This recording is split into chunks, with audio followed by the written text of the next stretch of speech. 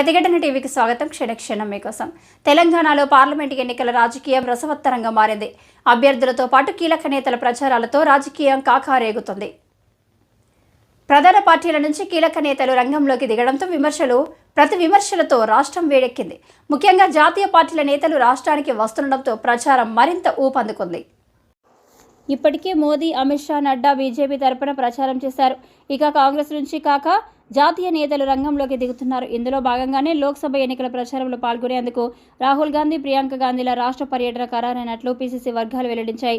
ఈ నెల 5వ తేదీన రాహుల్ గాంధీ నిర్మల్, గద్వాల్ ఎన్నికల ప్రచార సభల్లో పాల్గొని కాంగ్రెస్ అభ్యర్థులకు మద్దతుగా ప్రచారం నిర్వహిస్తారని తెలిపారు. ఈ నెల 9వ తేదీ కరీంనగర్, సరూర్ నగర్ ప్రచారం చేయనున్నారు.